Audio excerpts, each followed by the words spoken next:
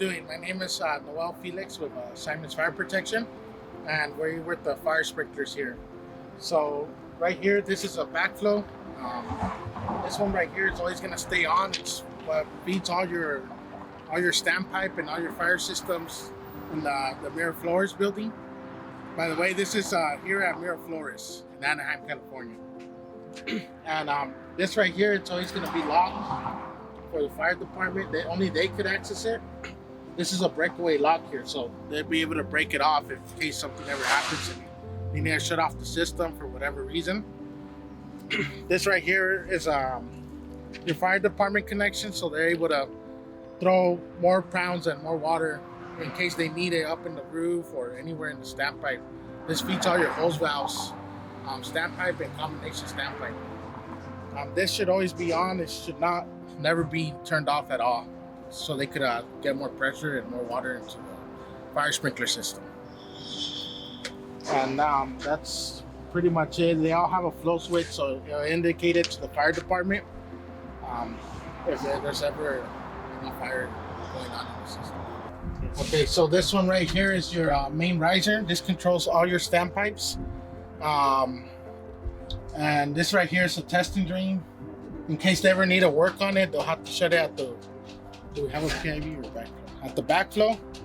And then if they ever need a maintenance, this right here, you drain it from right here. This is your testing drain right here. Your gauge, which pretty much tells you how much pressure you have. And your flow switch will go off if they ever, if any fire sprinkler system ever goes off. A fire sprinkler head, then the flow switch will indicate it to the fire department, and then they'll know that something's going on in the building. Okay, so this right here is your fire riser for level 1. These are on every floor, so on every floor you're gonna have a fire riser that controls your system.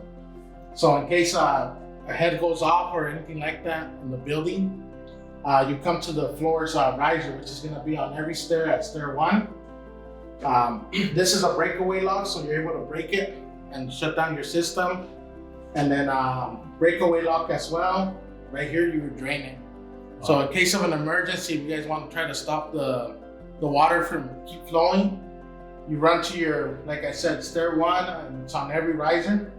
And you're able to shut down your floor riser by just shutting off this control valve here, and then draining it here by pulling the thing that drain, the handle to drain. Again, it has a flow switch. Everyone will have a flow switch, which will indicate what floor your fire sprinklers are going off on. This right here is a hose valve, so if the fire department needs to, they can hook up a hose here if there's a fire on the floor, and they get more support with the hose valve here to turn out the fire. And that's it for this floor. Okay, so here we are in the corridor of Miraflores project, and this right here is an isolation valve. This should never get tampered, should never be turned off, should always be on at all times.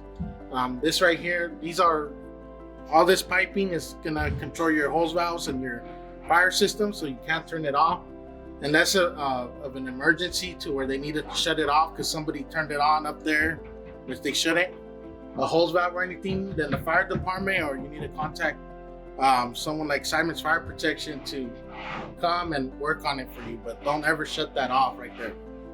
Always be on at all times. And there's 5 of them here in the corridor, so you should be able to find them.